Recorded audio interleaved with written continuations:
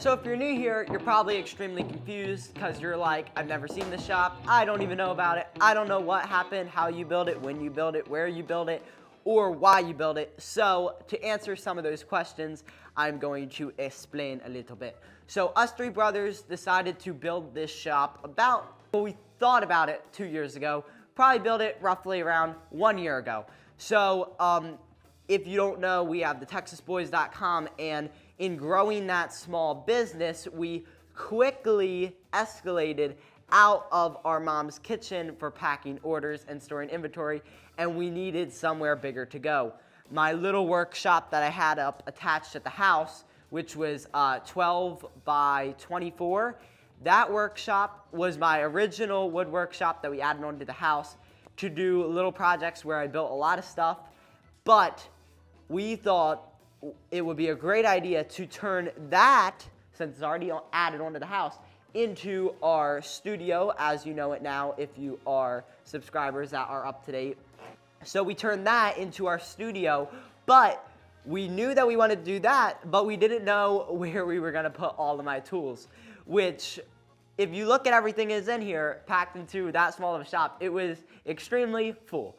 So I knew that I wanted to build bigger, and I didn't know how big I wanted to go or what I wanted to do. At first, I was going to do 15 by 20, but then as I thought about it, that was about the same size, actually about a little smaller in square footage, and I'm like, that won't work. And I'm like, I'll build it so big that hopefully I don't need to add on, which I'll probably actually eventually build a bigger one, but that's what always happens. So I'm like, I'll do 20 by 40, which is doubling the size of my original little shop up there, and spreading things out. That way I can really expand what I'm doing, and I'll be able to pretty much build any size of stuff that I want. Now, we did this all when lumber prices were like a little bit lower, but still extremely high. 2x4s were $7 each, and stuff was still pretty expensive. So to start out the foundation, what we did is we first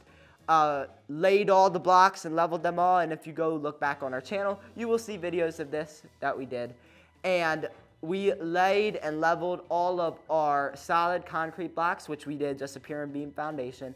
It's normal if you're down here in the south. If you're up north, you're probably like pier, beam, don't understand. But what it is it's very technical. How it works is you take a cinder block, you set it on the ground, and then you build on top of that. That's how pier and beam works. Sometimes it's level, sometimes it's not. You kind of shim it up with whatever you can find on the ground, and you make it all real nice, and then you cover it up. That way no one can see it. So that is what we did on this foundation, and then we milled 4x6 full dimensional pine and oak beams, pretty much whatever we had log-wise laying around. We milled them on the sawmill and laid them all out for our foundation. We did an oak band board, and then we did pressure treated 2x6 in between, 16 inches on center. That was our foundation, and then we slowly continued to mill boards until we subfloored this whole thing. Now, as you can see, some boards about halfway in the middle, we were extremely out of square board-wise when we were doing this. So I just decided to gap it out, make it square again, and I am going to be filling this in and fixing this before we put the subfloor on. And then we started over here. Some of these boards are still not even screwed down because I'm really lazy and I didn't want to buy more screws. So I really just need to, I'll finish that all before we do the subfloor. But this is all, I guess you would say hand-milled boards off of the sawmill that we milled from our own trees. So that was one of the most time-consuming things. Walls and stuff was pretty fast. So as you could see in the shop, I went with a post design, which was pretty much 100% made up in my head. I didn't have any blueprints, didn't have any designs, and was just going off whatever. I knew what I wanted it to look like in my head, but then I just had to pretty much tell that to everybody else. So they were pretty much just trusting me that it would actually work.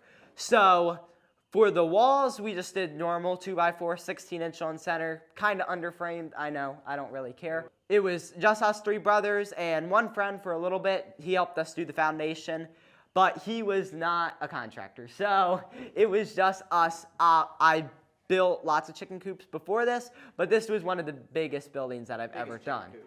Biggest chicken coop that I've ever built. So for the roof, I first imagined doing either building prefab trusses or buying prefab trusses to just set them in place and then we'd be good to go. Well, when I looked at buying prefab trusses at that point, these are only 20 feet wide, and I think they were about $400 each. So when we added it up, I was like, if you look how many we would need, even on 2 foot on center, I know it would be a lot. And when I heard the price, I'm like, no way we are doing that. So I decided to do one of my own inventions. Maybe it's not my own invention, but I thought of an idea, and I said, if I do this, it will be way, way, way cheaper and way easier for me to wrap my mind around.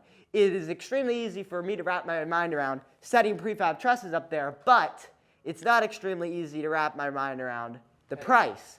So this is a system I came up with, which is I said I'm fine with using a little bit of my floor space. I know that it is, kind of limiting us where you can't just like build a whole chicken coop in here. There is posts that I have to work around, but I'm fine with compromising that for saving thousands and thousands and thousands and thousands of dollars. So what I did is I used pressure-treated 4x4 posts. I'm not saying this is extremely structural, but it has been sitting here for a year and nothing seems to be too bad. So what I used is these 4x4 posts, and what I did is I bolted them to our beams on the bottom. And what I did is I ran a 2x12 along the top as a ridge beam, as a ridge beam. So I used 2x12s and I screwed them together because they're in 10-foot sections. So it took 4 of them, of course. Wow, I was blanking. 40 feet long. So then what I did is I used these little rafter metal brackets on the ends and on the tops, as you can see, to mount these 2x6s. And then we used an extremely unsafe redneck engineering way to get them up there and attach them into place. Once I had this done, I braced it up. That way it was straight and even. And then I experimented with one of the 2x6s, and I found the angle that we needed. And I used my skill saw to continue to cut the 2x6s. So once we got these first 4 up, our system was, if you can see, if you come look here, and I will be taking these out, but if you see the screws on the bottom at like random spots here, so what we did is I didn't have any nails, so what I did is I took screws and I just took a hammer, and I would just tap them in the bottom of the 2x6, and then Buddy was sitting on top of the rafter, and mind you, the floor was not in yet. So there wasn't any flooring. It was all just framed down here, which was very safe. So what I would do is I would hammer in one of those screws, put a rope around it, and then I throw the rope up to him and then over the building. So what he would do is he would throw it around to this wall, and then what I'd do is I'd come out here and I'd push the 2x6 and set it in that bracket. Then he would hold it there. I would go around to the other side of the building and I would pull it until we slid it into position. And then he would screw it in.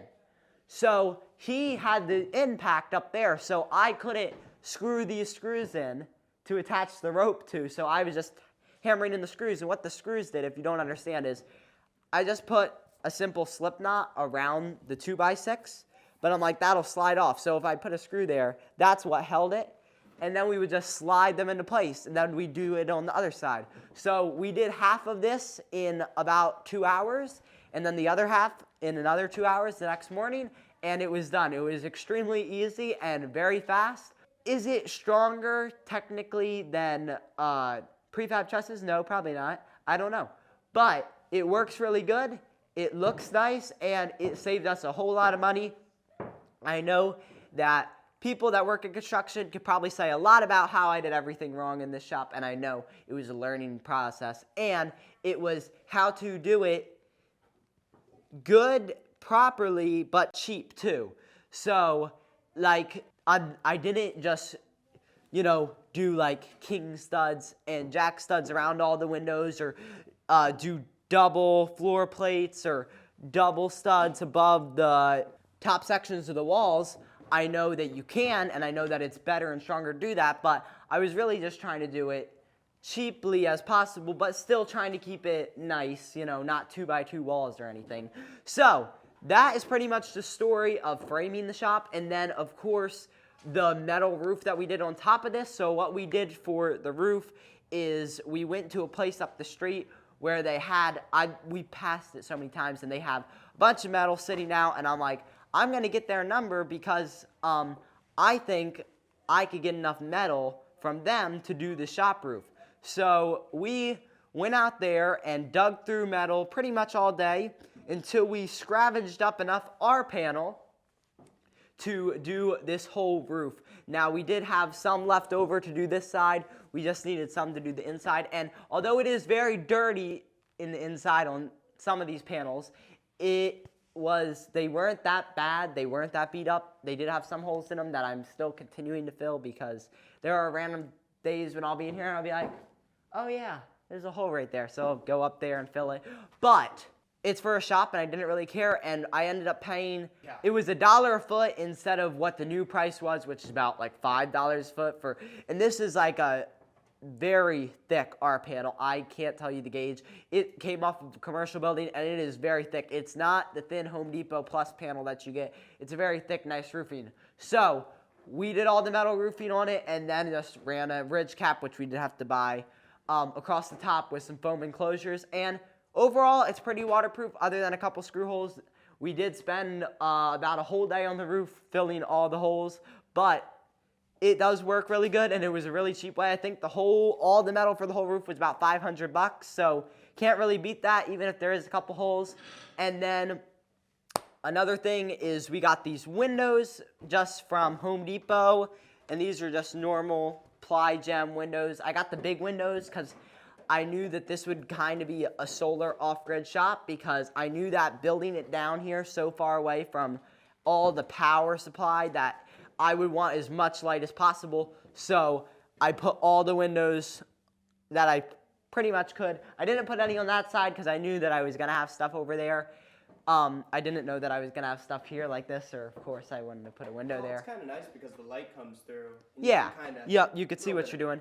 But these are just cheaper plastic vinyl windows. I know they're not the best, but they let in the light and they keep out the water. That's pretty much all they're meant to do. So now I think that's pretty much it. That covers it for building. On the outside, I'm still working on trimming out stuff in just stained pine, and we just did LP Smart Side for the outside of the building. We've used it before. I love it. It's sometimes affordable if you get it when it's cheap, and it is pretty durable, lightweight, easy to put up, and it goes on quick.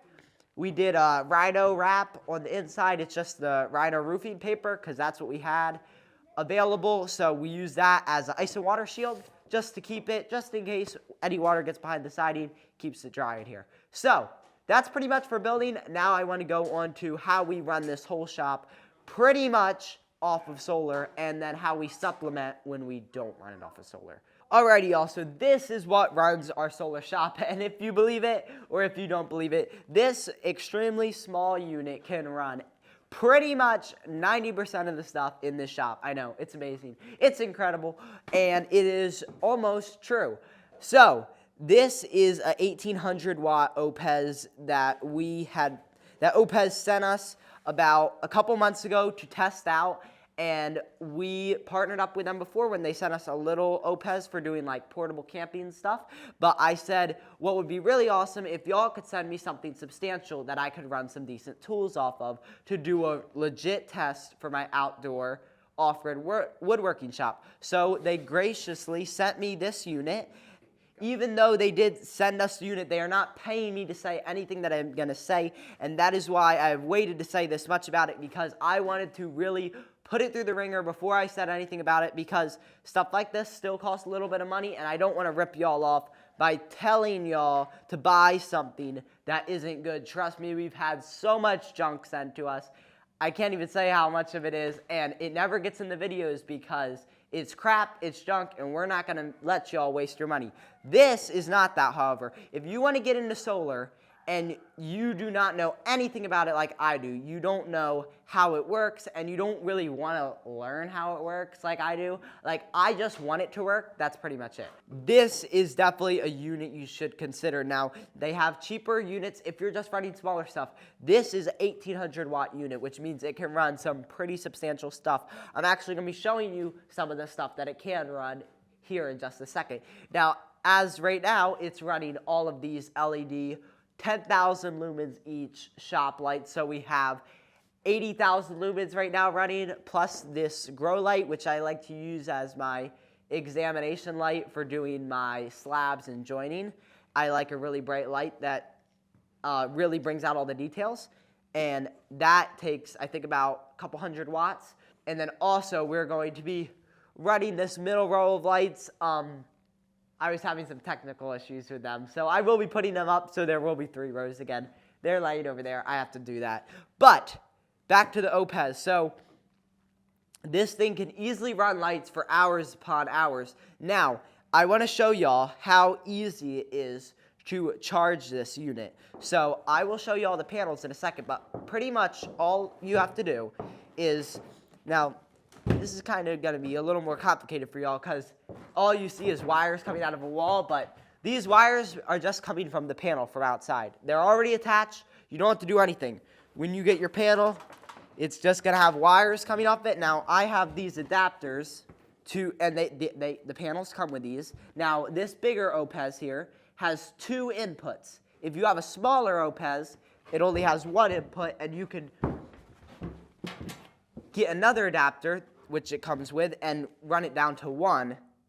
That way you can charge it all in one. But since this one has 2, all you do is literally you take the solar panels out of the box. You unfold them, put them in a sunny spot, and you just plug them in. And when you do it, it'll start showing you this signal, and it will start down here. It will show you your inputting watts. Now, it's slowly going up to about 8-ish, 9 watts.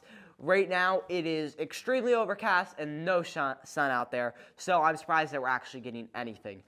Now, we have 400 watts worth of panels out there, which sounds like a lot, but with solar, as you know, it is still, only as reliable as many times as you get the sun when it's really bright and shiny, and as clean as you can keep them, and there are a lot of variables. But when the sun is shining, this thing is charging, and it works extremely good. Pretty much every time I come out here, when I come to work and I come out here, if it's a sunny day, all I need is 1 sunny day and this thing will be fully charged, no matter if it's 100% dead. So if I come, I'm not someone who lives in the shop 24/7 and uses it. If you are, then you need bigger batteries, more system, and more solar panels, which you can also do with OPEZ, but you need a lot more because you need that constant supply, like 24/7. But for this off-grid shop, I'm just coming out here, say, 2 or 3 days a week, so it has plenty of time to charge up. So it only really needs, like if it's a bright cloudless day, half a day will charge this thing all the way up. And it keeps it topped off, so when I need it, I just plug it in and use it. So it's super easy, super user-friendly. I'll show you the panels out there in a second. But let's talk about what this thing can run. So let me show you real quick. We're just going to unplug this right here, and we are going to show y'all what this can run. So, as you can see, it flickers lights a little, but it runs this perfectly fine with no problems. And that will cut all of my 2x4s, 2x6s, 2x8s, 2x12s, everything perfectly fine. Now, what also it can run, let's see here. It can easily run our shop vac for our dust collection system. And it can also easily run, if I unplug it from here, then we're not going to have any lights, but that's okay. Okay, can you still see anything? Oh, yeah. Okay, so it can run our router table. Do I really have to show y'all? Yeah, go ahead. I can. If this cord's long enough, I'll show it to you. Okay. It can run our router table, and then it can easily run our little mini bandsaw. And it can also extremely easily, and I've ran this thing with tons of wood through it, run this joiner.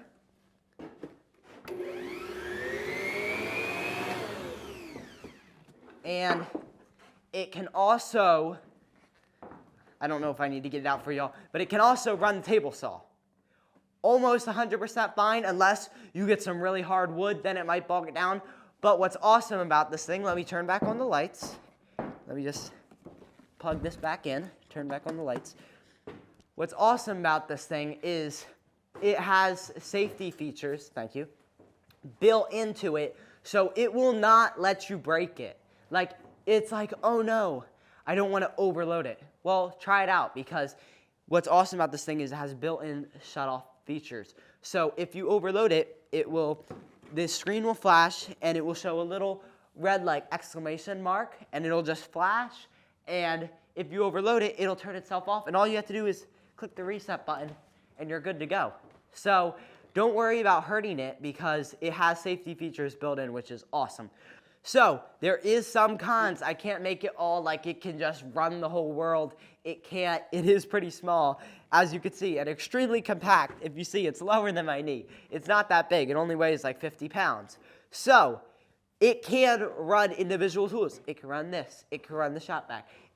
But unlike a generator, gas generator that produces thousands of watts, it cannot run all of them at the same time. So I'll show you how I do run them all at the same time with my generator. But if you want to, of course, you always can. There is always option to add on. And with OPEZ, if all you would have to do is add on to your system by getting a couple more of these, even if it's not even, maybe it's not buying a bigger one, but buying a small one for each tool. If you're really passionate about being solar powered, it will do it.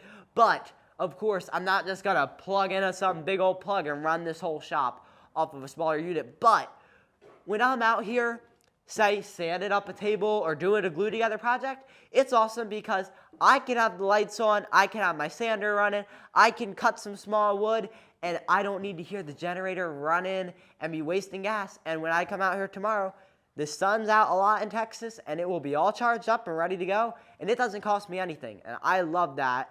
And that's what I love about solar, and especially out here, not having to go out there and run the generator, which I made that pretty easy, which that's what I'm going to show you next for when I do need the power.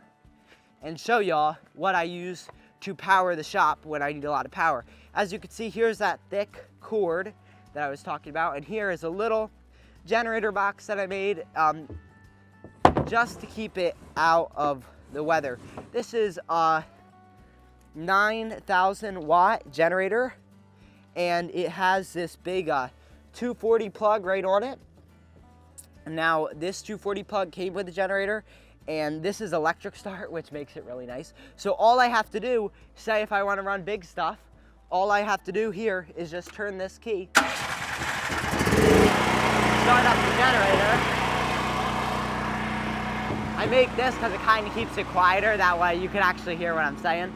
Alrighty, y'all, so that is the generator outside, so you get the basic idea. If I'm not using solar power, when that generator is running, I can have that main plug run all of this stuff. So everything that's wired up will be live and running. Just like a normal house, you wouldn't even know the difference, except for there's a gas generator, so you can hear it. So I guess that's how you would know.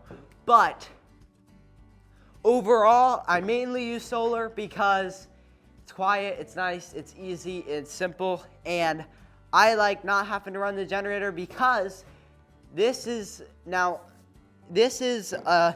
rather expensive unit, a little over $1,000.